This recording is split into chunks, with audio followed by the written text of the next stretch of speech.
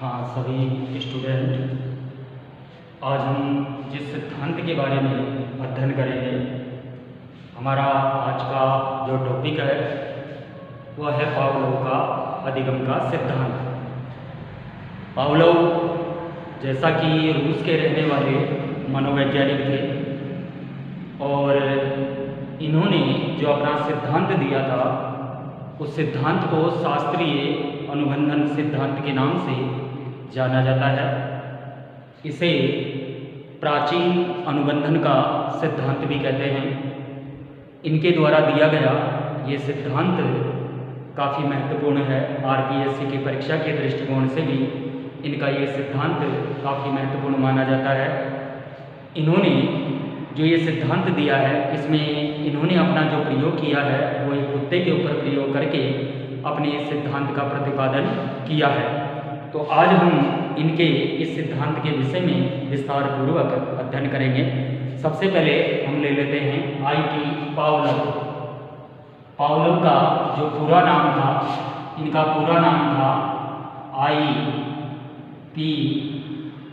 Pavlov. इनका पूरा नाम था, यानी इवान पेट्रोविच पावलोव। पूरा नाम था Ivan Petrovich Pavlov.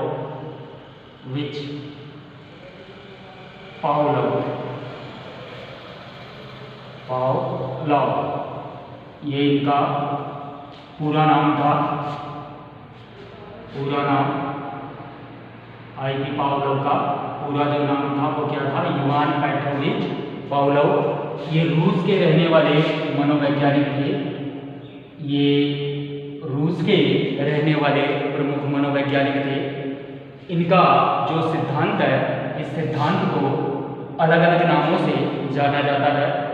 IP. Pavlov के जो सिद्धांत है, इस सिद्धांत के नाम है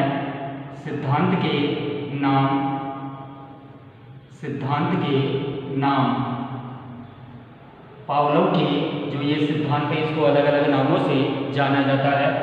नंबर 1, इसको अनुकूलित अनुक्रिया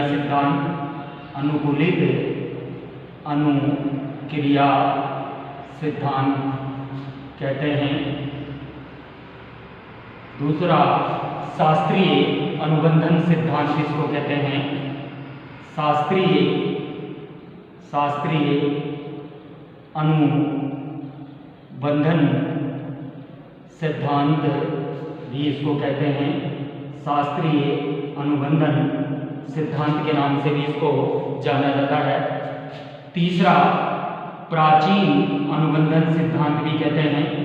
प्राचीन अनुबंधन सिद्धांत भी इसको कहते हैं। प्राचीन अनुबंधन सिद्धांत के नाम से भी इसको जाना जाता है। एक है प्रतिवादी अनुबंधन सिद्धांत भी इसको कहते हैं। प्रतिवादी अनुबंधन सिद्धांत भी इसको कहते हैं। ये भी इस सिद्धांत का नाम है। इस सिद्धांत को इस नाम से भी जाना जाता है। पांचवा है प्रतिस्थापक सिद्धांत इसको कहते हैं। प्रतिस्थापक सिद्धांत भी इसको कहा जाता है। एक इसको टाइप एस सिद्धांत के नाम से जाना जाता है। छठा है टाइप एस थ्योरी भी इसको कहा जाता है। टाइप एस थ्योरी भी इस सिद्धांत को कहा जाता है, यानी टाइप एस अनुबंधन सिद्धांत भी इसको कहा जाता है। एक है संबंध प्रतिक्रिया सिद्धांत भी इसको कहा जाता है। संबंध प्रतिक्रिया सिद्धांत भी इसको कहा जाता है, क्योंकि इसमें प्रतिक्रिया के साथ में संबंध स्थापित करवाया जाता है। इसलिए इसको संबंध प्रतिक्रिया सिद्धांत के नाम से भी जाना जाता है। तो आईपी पावलोव का जो सिद्धांत है, इस सिद्धांत को अलग अलग नामों से जाना जाता है, जिनमें अनुकूलित अनुक्रिया सिद्धांत इसको कहते हैं, दूसरा शास्त्रीय अनुबंधन सिद्धांत कहते हैं, तीसरा प्राचीन अनुबंधन सिद्धांत इसको कहते हैं, चौथा प्रतिवादी सिद्धांत इसको कहा जाता है, पांचवा प्रतिस्थापक सिद्धांत भी इसको कहा जाता है, छठा टाइप एस थ्योरी इसको कहा जाता है, और संबंध प्रतिक्रिया सिद्धांत भी इसको कहा जाता है। कई बार इसको CS थ्योरी भी कह दिया जाता है, CS थ्योरी भी कहते हैं, इसको CS थ्योरी भी कहते हैं। तो ये आईपी पावलोव के सिद्धांत के अलग अलग नाम हैं। अब आते हैं नेक्स्ट हमारा जो इससे संबंधित है कि आईपी पावलोव का जो जीवन परिचय है, उससे संबंधित हम अध्ययन कर लेते हैं कि आईपी पावलोव का जो जीवन परिचय है उसमें किस प्रकार से इन्होंने अपने इस सिद्धांत का प्रतिपादन किया था। इस सिद्धांत का जो आधार है, यानी पावलोव का जो सिद्धांत है, शास्त्रीय अनुबंधन का सिद्धांत, इसका जो आधार है वो थॉर्नडाइक का साहचर्य परिवर्तन के नियम को इस सिद्धांत का आधार माना जाता है, इसका प्रेरणा स्रोत उसको माना जाता है। तो हमारा पहला पॉइंट यही है कि थॉर्नडाइक, पहला पॉइंट है थॉर्नडाइक के साहचर्य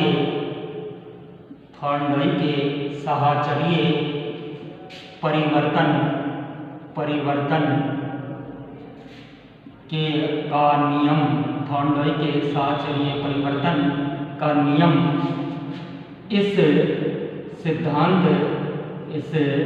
सिद्धांत का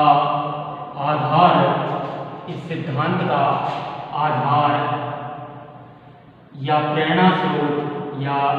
प्रेरणा स्रोत माना जाता है।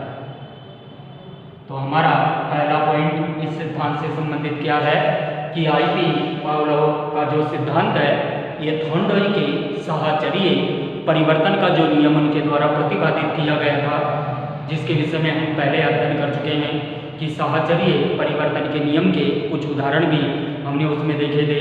उन्होंने एक प्रयोग भी किया था इससे संबंधित बिल्ली पर कि स्टैंड अप शब्द कहने पर बिल्ली खड़ी अपने पीछे के दोनों पैरों पर खड़ी होकर के मछली को खाने का प्रयास करती थी। तो उनका जो ये साहचर्य परिवर्तन का नियम है, वही इनके इस सिद्धांत का आधार बना। दूसरा है, ये रूसी शरीर वैज्ञानिक थे और इन्होंने पाचन क्रिया की दैहिकी पर अध्ययन किया था। दूसरा है, पावलोव ने पाचन क्रिया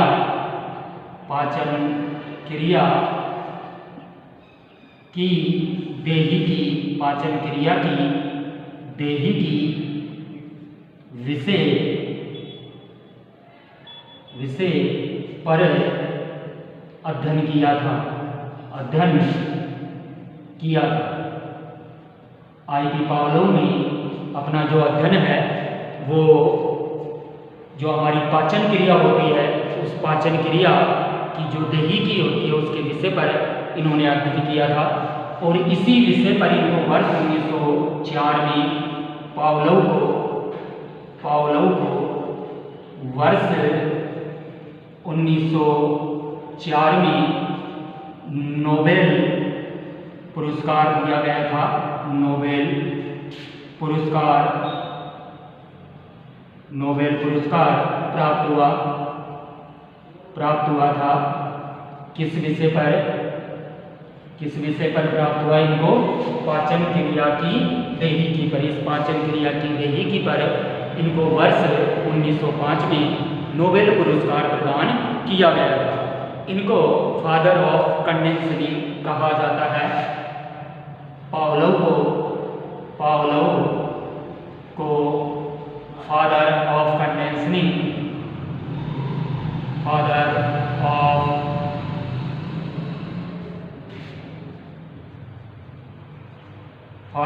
कंडेंसनिंग कंडीशन कहा जाता है,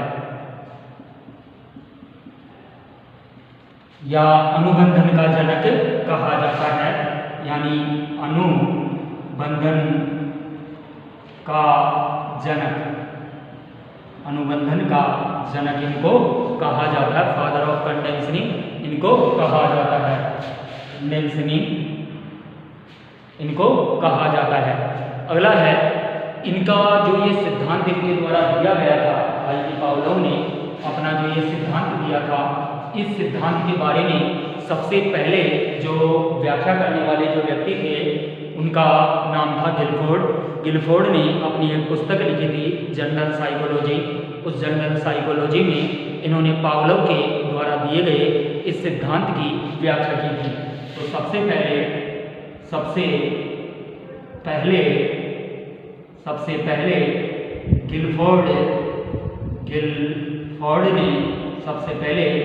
गिलफोर्ड ने पावलोव के सिद्धांत की व्याख्या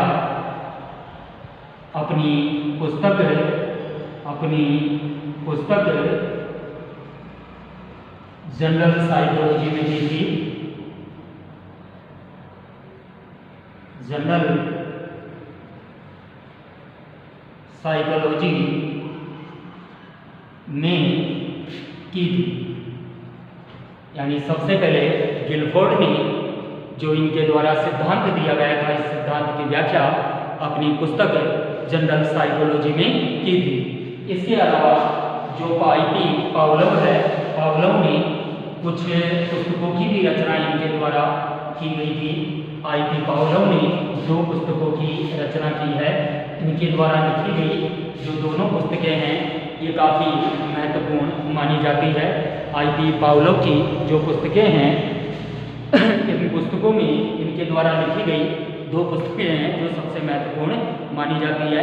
एक तो है कंडीशन रिफ्लेक्स पावलोव की पुस्तकें हैं। इनके द्वारा लिखी गई 2 पुस्तकें हैं। एक का नाम है कंडीशन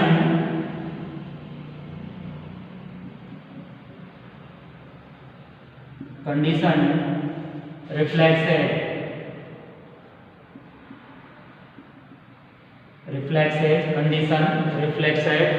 ये इनकी पहली पुस्तक है। दूसरी है लेक्चर ऑन कंडीशन रिफ्लेक्स, ये पहली पुस्तक है। दूसरी है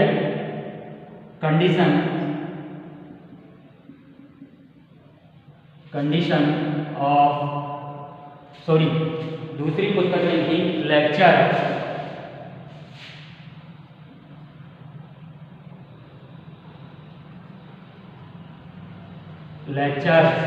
ऑन कंडीशन रिफ्लेक्स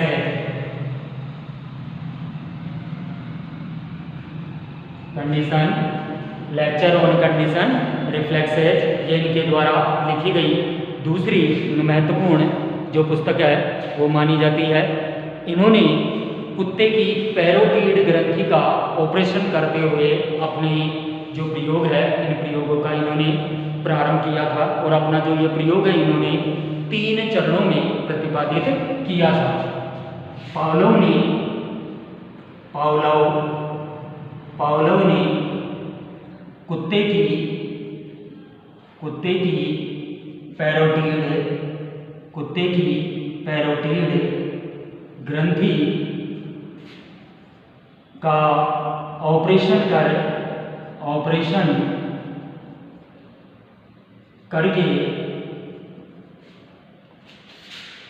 अपना प्रयोग 3 चरणों में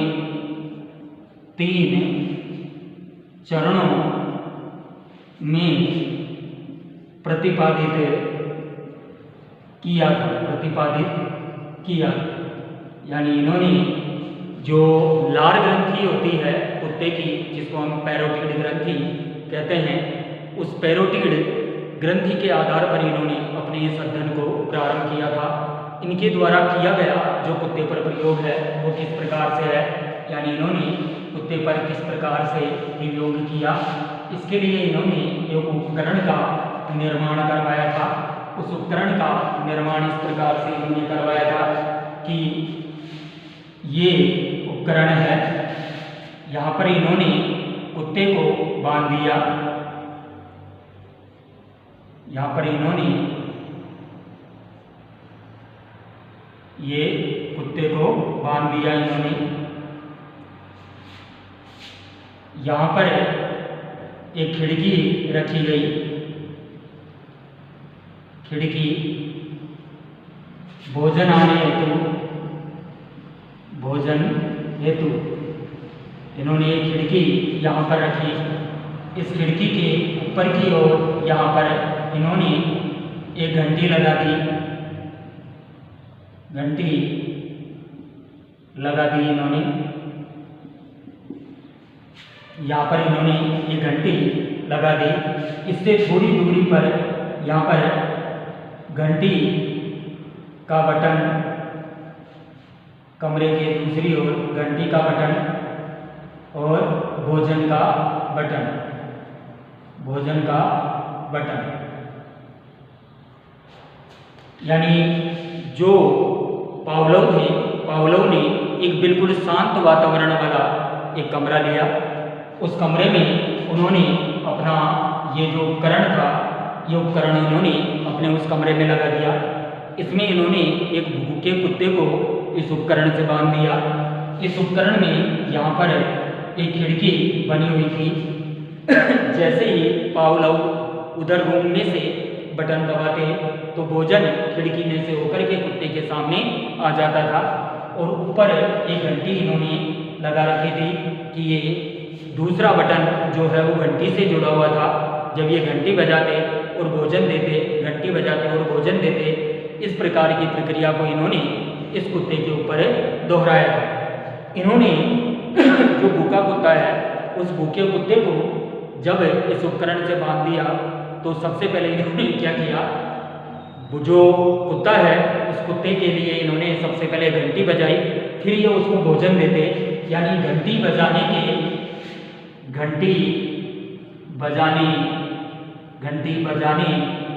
के 2 सेकंड बाद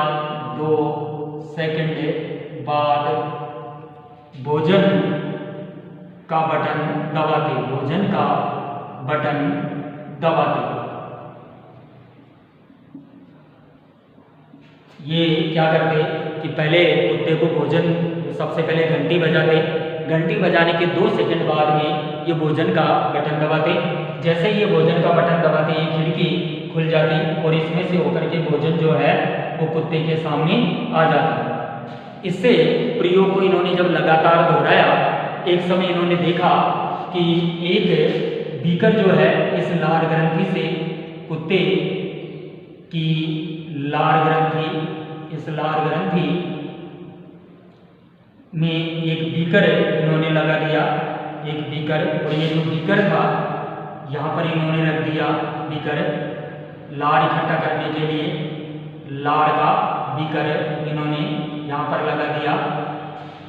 ये क्या करते, पहले घंटी बजाते फिर ये भोजन देते। इस प्रक्रिया को जब इन्होंने लगातार दोहराया तो इन्होंने देखा, एक समय ऐसा आया कि जैसे ही ये पहले घंटी बजाते फिर इसको भोजन देते, तो घंटी जैसे ही ये बजाते तो घंटी बजाने के साथ ही कुत्ते के मुंह से लार निकलती, और वो लार की जो मात्रा है वो घंटी की ध्वनि सुनते ने के दौरान भी उतनी ही निकलती जितनी कि भोजन को देख करके निकलती थी। तो इस आधार पर इन्होंने ये प्रमाणित किया कि किसी भी कार्य को करने के लिए उद्दीपन का प्रत्यक्ष होना आवश्यक नहीं है।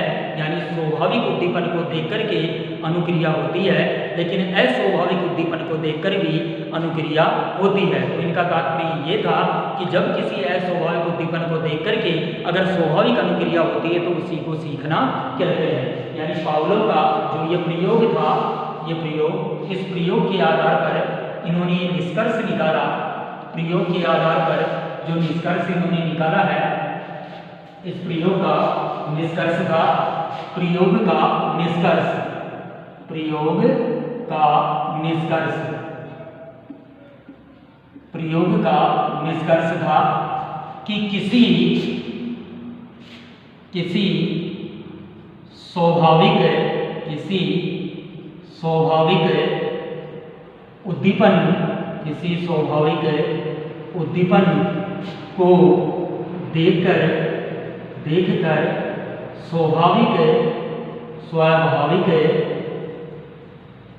स्वाभाविक अनुक्रिया होती है, स्वाभाविक अनुक्रिया होती है। लेकिन अगर अस्वाभाविक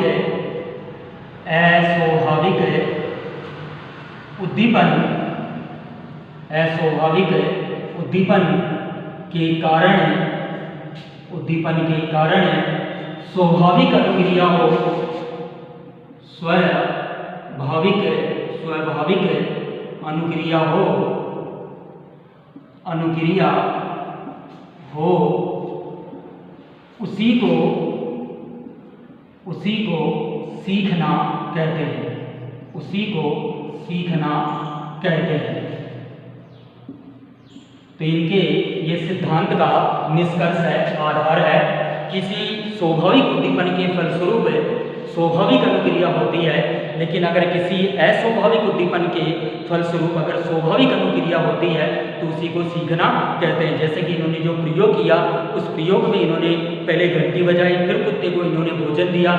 जब इन्होंने देखा कि मात्र घंटी बजाई और कुत्ते को भोजन नहीं दिया, तब भी कुत्ते ने उतनी ही लार गिराई जितना कि कुत्ता भोजन को देख करके लार गिराता था। इसका तात्पर्य है कि घंटी की ध्वनि यहाँ पर क्या थी? अस्वाभाविक उद्दीपन था। तो इसको इन्होंने एक सूत्र के द्वारा स्पष्ट किया है, इसको स्पष्ट करने का प्रयास किया है कि CS प्लस UCS बराबर UCR ये अनुक्रिया होती है, ये सूत्र है। यानी कंडीशनल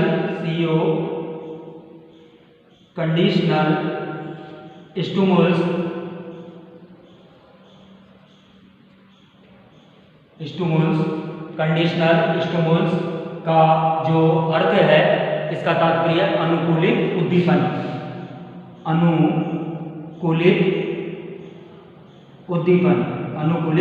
उद्दीपन है ये। यानी कंडीशनल स्टिमुलस क्या है? घंटी की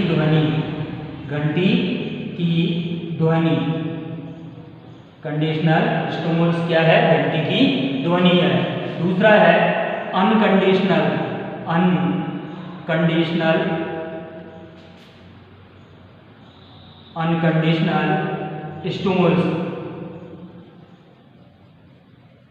स्टिमुलस। यानी अनकंडीशनल स्टिमुलस का है, इसका तात्पर्य जो है अनुकूलित उद्दीपन।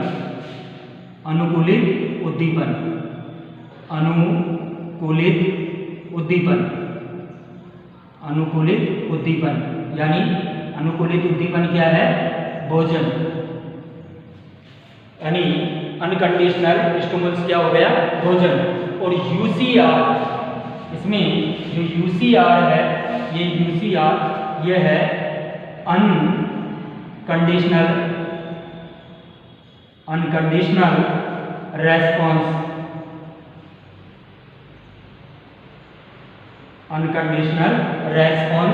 यानी स्वाभाविक अनुक्रिया। यानी ये क्या है? स्वाभाविक अनुक्रिया।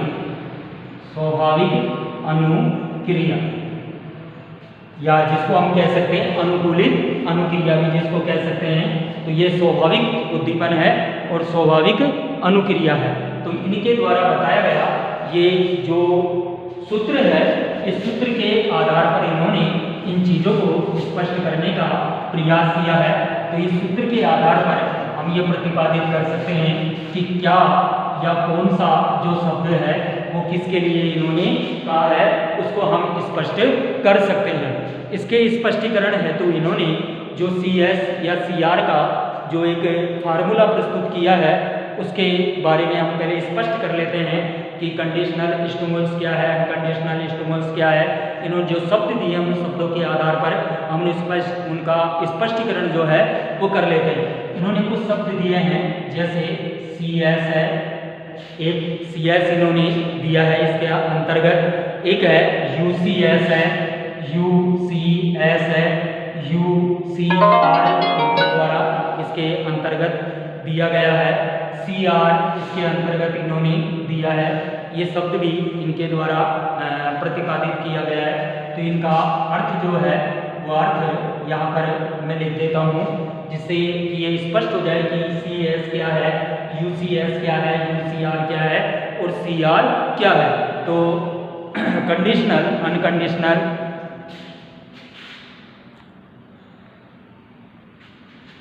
कंडीशनल व अनकंडीशनल स्टिमुलस के बारे में हम स्पष्टीकरण कर लेते हैं कि CS है conditional,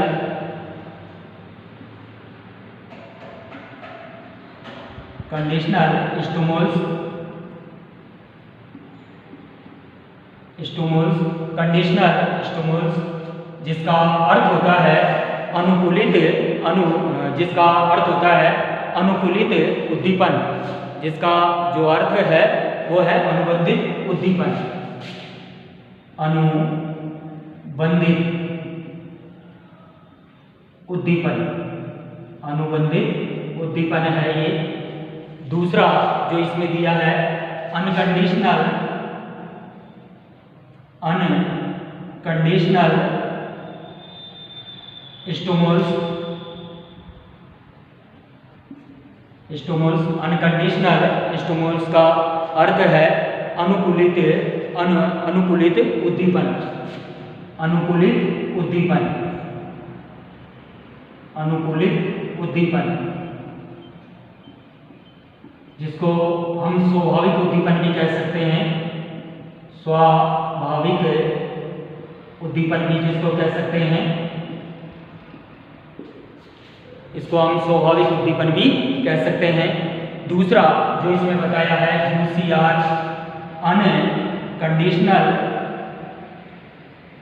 unconditional response,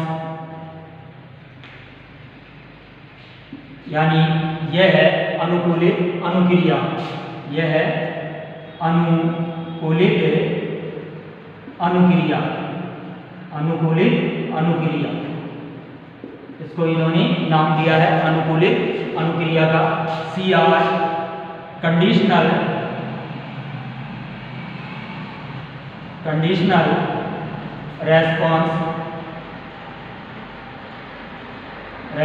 conditional response, इसका तात्पर्य है अनुबंधित अनुक्रिया, अनुबंधित अनुक्रिया। तो ये इनके सिद्धांत में इन्होंने इनका स्पष्टीकरण किया है कि किसको हम अनुकूलित अनुक्रिया कहेंगे, किसको अनुकूलित अनुक्रिया नहीं कहेंगे, ये इन्होंने स्पष्टीकरण किया है इसके बारे में। तो ये जो स्पष्टीकरण इनके द्वारा किया गया है ये काफ़ी महत्वपूर्ण स्पष्टीकरण माना जाता है। अब हम जानते हैं कि इनके इस सिद्धांत के जो दैनिक जीवन में उदाहरण है वो हमें देखने को मिलते हैं। अक्सर हम इनके जो ये सिद्धांत है, इस सिद्धांत के उदाहरण हैं हमारे दैनिक जीवन में अक्सर देखते रहते हैं। जैसे गोलगप्पे की दुकान देख करके इसके उदाहरण है, उदाहरण सिद्धांत के उदाहरण, इस सिद्धांत के उदाहरण दिए गए हैं। ये गोलगप्पे की दुकान, गोलगप्पे की दुकान को देखकर मुंह में पानी आना, पानी आना एक उदाहरण है।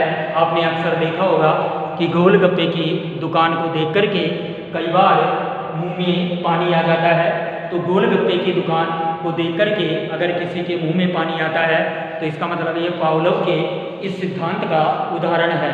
दूसरा है किसी को केरी खाते हुए देख करके मुंह में पानी आ जाना, किसी व्यक्ति को केरी खाते देखकर मुंह में पानी आना, ये भी इसी सिद्धांत का उदाहरण है। दूसरा है किसी काले रंग के जानवर को देख करके बच्चे का डर जाना। तीसरा है किसी काले रंग के जानवर को देखकर, काले रंग के जानवर को देखकर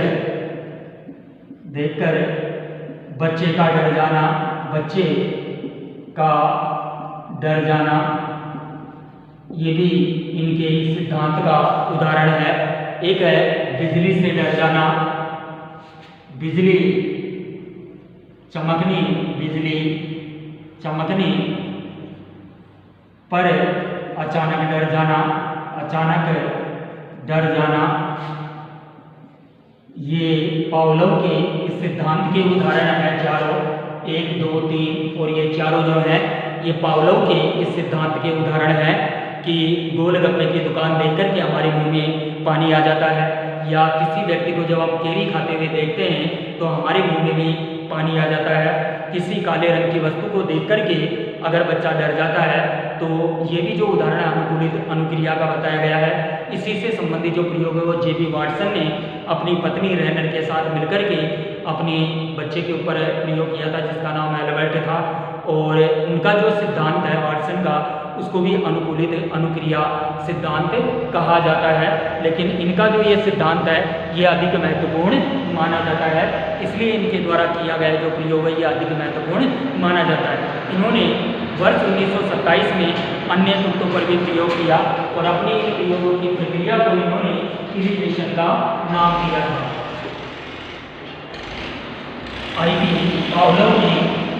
पावलोव ने वर्ष 1927 में अन्य तत्वों पर प्रयोग किया था। पावलोव ने 1927 में अन्य कुत्तों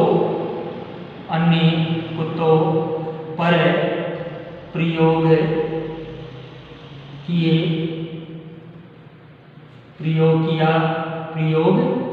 थे।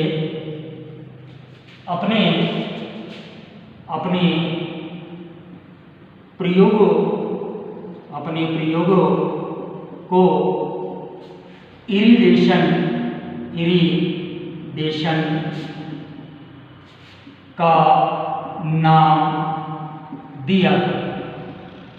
इरिगेशन का नाम दिया था। यानी आई.पी. पावलोव ने वर्ष 1927 में अन्य बहुत सारे कुत्तों के ऊपर इन्होंने प्रयोग प्रतिपादित किया तथा अपने इन प्रयोगों की जो प्रक्रिया इनके द्वारा की गई थी, इन प्रयोगों की प्रक्रिया को इन्होंने इरिगेशन का नाम दिया था। अब है पावलोव के इस सिद्धांत के आधार पर इन्होंने 5 नियमों का प्रतिपादन किया था। आई.पी. पावलोव ने अपने सिद्धांत के आधार पर 5 नियमों का प्रतिपादन किया। सिद्धांत के नियम, पावलोव के सिद्धांत के नियम,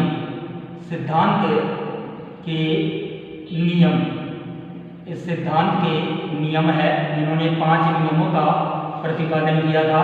पहला जो नियम है वो है समय का नियम। पहला नियम है समय का नियम, पहला है समय का नियम।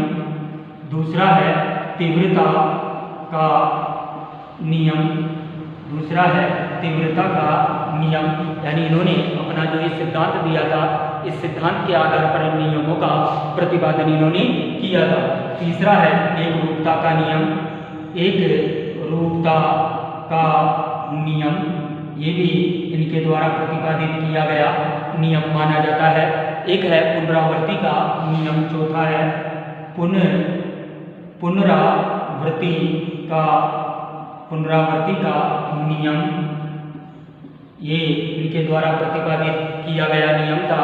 और 5वां अंतिम था व्यवधान का नियम, व्यवधान का नियम। तो ये 5 नियमों का प्रतिपादन इन्होंने अपने सिद्धांत में किया है।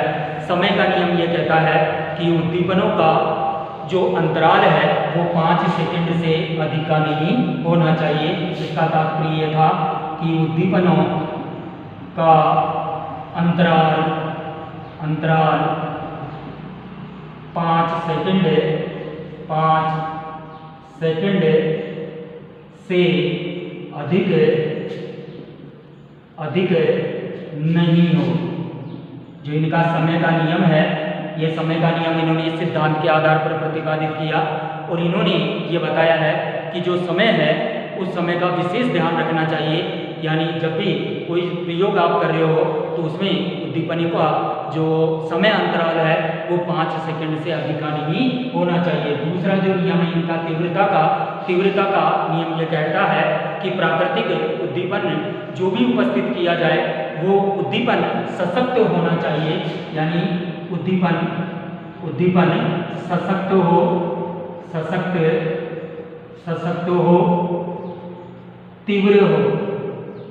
तीव्र प्रतिक्रिया करे।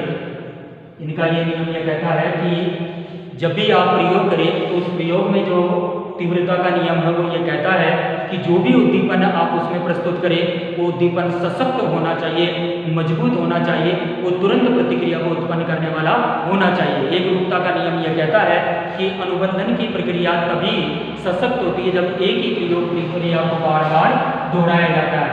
एक ही प्रयोग प्रक्रिया को बार बार दोहराना चाहिए। इनका ये नियम यह कहता है एकरूपता का कि प्रयोग प्रक्रिया को या जो भी प्रयोग आप करें उस प्रयोग को आपको एक ही प्रयोग को बार बार दोहराया जाना चाहिए। पुनरावृत्ति का नियम यह कहता है कि किसी क्रिया को बार बार दोहराने से वह स्वभाव में आ जाती है। पुनरावृत्ति का नियम क्या कहता है? किसी क्रिया को बार बार दोहराने से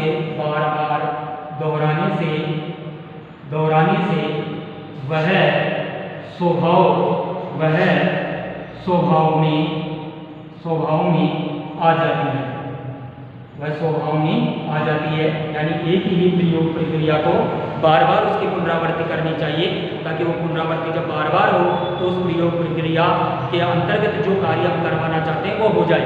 जैसे इन्होंने कुत्ते के ऊपर जो प्रयोग किया उसमें इन्होंने अपनी इस एक ही प्रयोग को इन्होंने बार बार दोहराया। व्यवधान का नियम ये कहता है कि जो भी प्रयोग आप करें वो शांत वातावरण के अंदर होना चाहिए। प्रयोग शांत वातावरण में होना चाहिए। यानी इनका ये नियम ये कहता है कि जो भी प्रयोग आप करें वो प्रयोग बिल्कुल शांत वातावरण के अंदर होना चाहिए। अगर वहाँ पर आपका वातावरण अगर शांत नहीं है तो आपके उस प्रयोग में व्यवधान आ जाएगा, जिसकी वजह से जो वास्तविक अनुक्रिया है वो पूरी नहीं हो पाएगी। तो इनके इस सिद्धांत के ये नियम थे और इस नियम के ये कुछ उदाहरण थे। दूसरा इन्होंने बताया कि अनुकूलित अनुक्रिया को प्रभावित करने वाले 5 कारक इन्होंने बताए हैं। पावलोव ने अनुकूलित अनुक्रिया को प्रभावित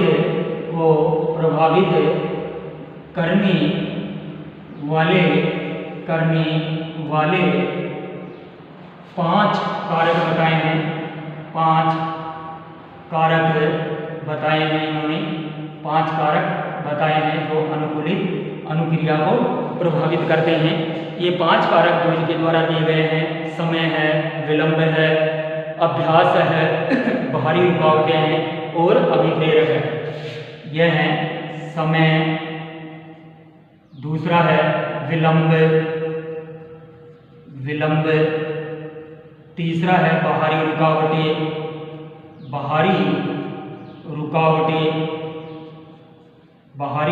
रुकावटें, चौथा उनके जो बताया गया है अभिप्रेरक, विलंब, अभ्यास, बाहरी रुकावट। चौथा है अभ्यास और अभिप्रेरक। 5वां है अभिप्रेरक। ये 5 कारक इन्होंने बताए हैं जो पावलोव के अनुकूलित अनुक्रिया को प्रभावित करने वाले इन्होंने ये 5 कारक बताए हैं कि ये 5 कारक जो है ये अनुकूलित अनुक्रिया को प्रभावित करते हैं। अब इनके इस सिद्धांत के आधार पर इन्होंने जो सिद्धांत है इसकी उपयोगिता के बारे में इन्होंने बताया है कि शिक्षा में इसकी क्या उपयोगिता है। इनके इस सिद्धांत की शिक्षा में उपयोगिता, पावलोव के सिद्धांत की शिक्षा में उपयोगिता, सिद्धांत की शिक्षा में उपयोगिता, सिद्धांत की शिक्षा में उपयोगिता, शिक्षा में उपयोगिता। इनके इस सिद्धांत की शिक्षा के अंदर क्या उपयोगिता है।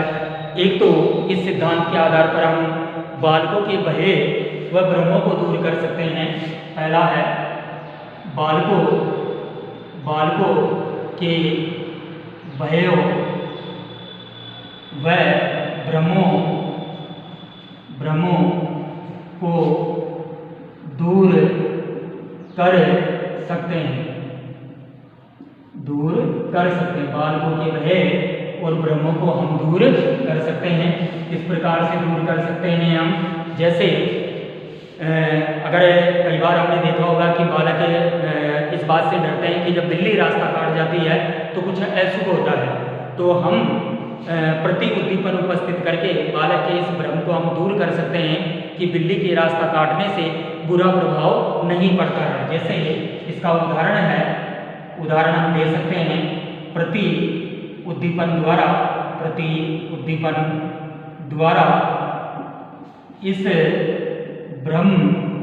इस भ्रम को दूर करना कि बिल्ली के रास्ता काटने से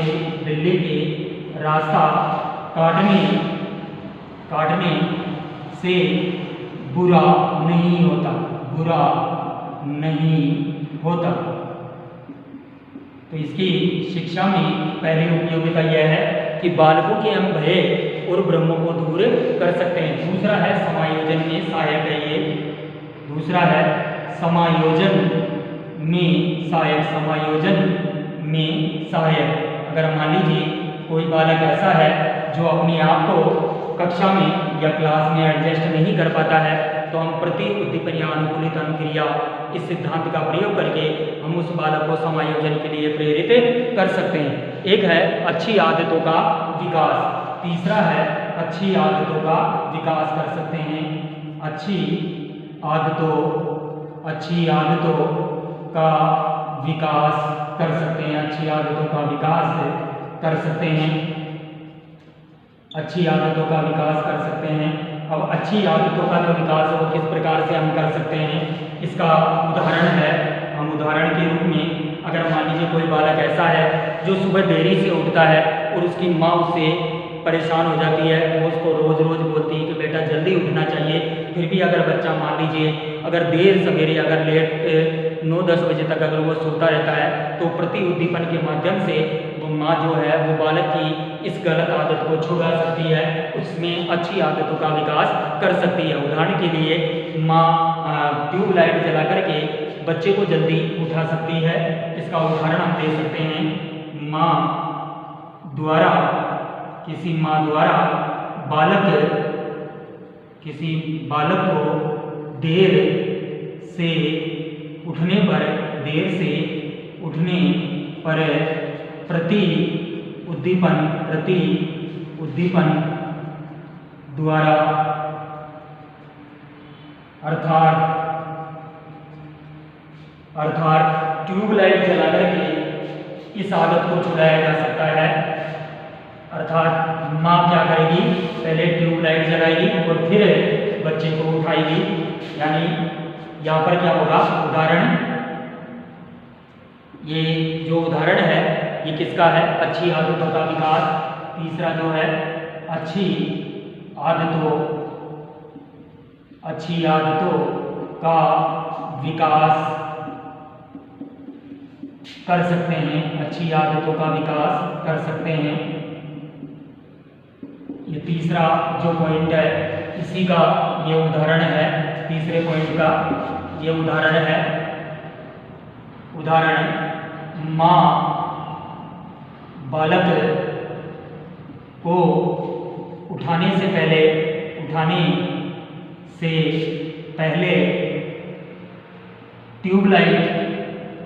ट्यूबलाइट जलाए और फिर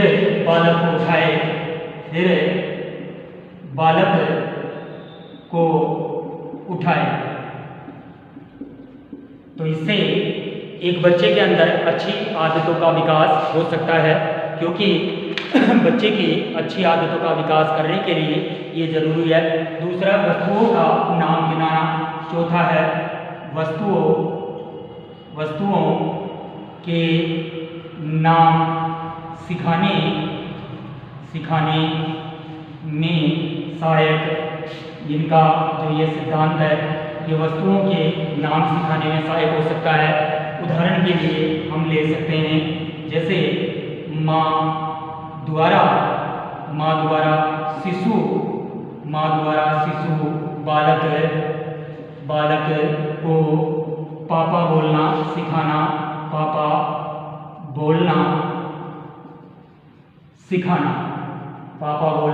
सिखाना। ये भी पावलोव के इस सिद्धांत का ही उदाहरण है कि माँ जो है प्रति उद्दीपन के माध्यम से, यानी उसके पापा जो है, अगर मान लीजिए सामने खड़े हैं, तो उन पापा को देख करके आपने देखा होगा कुछ माँ ये सिखाती रहती है कि बेटा ये कौन है, पापा बोलो पापा। तो इसका तात्पर्य है कि कहीं न कहीं ये पावलोव के उस सिद्धांत का प्रयोग उस माँ के द्वारा किया जा रहा है। एक है पशुओं के प्रशिक्षण में। पांचवा है पशुओं के प्रशिक्षण में सहायक। ये सिद्धांत जो है ये पशुओं के प्रशिक्षण में भी सहायक है। यानी जो सर्कस होते हैं, सर्कसों के अंदर रिंग मास्टर जो होता है, वो रिंग मास्टर हंटर के माध्यम से जो घोड़ा होता है, उस घोड़े को आगे के दोनों पैरों पर खड़ा होकर के उसको नाचना सिखाता है। तो यहाँ पर जब सर्कस के अंदर अगर कोई रिंग मास्टर या किसी घोड़े को अगर आगे के दोनों पैरों पर खड़े होकर के नाचना सिखा रहा है, तो वहाँ पर वो प्रति उद्दीपन का प्रयोग कर रहा है। एक है उचित शब्दों का प्रयोग किया जाए। छठा है उचित शब्दों का प्रयोग करना सिखाना। इस सिद्धांत के अनुसार जो अध्यापक है, वो अध्यापकों को उचित शब्दों का प्रयोग बालकों के प्रति करना चाहिए, क्योंकि अगर कोई अध्यापक अगर बालकों के प्रति उचित शब्दों का प्रयोग करेगा, जैसे कई बार आपने देखा होगा कुछ अध्यापक जो होते हैं वो बालकों को डांटते रहते हैं, तू बड़ा होशियार बनता है या तो तुझे मैं देख लूँगा। इस तरीके के जो वर्ड है एक अध्यापक को किसी बालक से नहीं बोलने चाहिए। तो कहीं न कहीं पावलोव का जो सिद्धांत है वो हमें ये भी बताता है कि बच्चों के साथ में उचित शब्दों का प्रयोग करना चाहिए, कभी भी अनुचित शब्दों का प्रयोग बालकों के साथ नहीं किया जाना चाहिए। एक अक्षर विन्यास सिखाने में भी ये जो सिद्धांत है ये सहायक है। अक्षर विन्यास सिखाने में, अक्षरों का विन्यास सिखाने में सहायक। अक्षरों का विन्यास सिखाने में सहायक। उदाहरण के लिए उदाहरण ले सकते हैं, श्रुतलेख सिखाना। बालक को सुलेख लिखना सिखाना। ये भी पावलोव के इस सिद्धांत का ही उदाहरण है। जब हम किसी बच्चे को अगर सुलेख करना सिखा रहे हैं, तो इसका तात्पर्य है कि कहीं न कहीं हम जो है पावलोव के सिद्धांत का प्रयोग कर रहे हैं।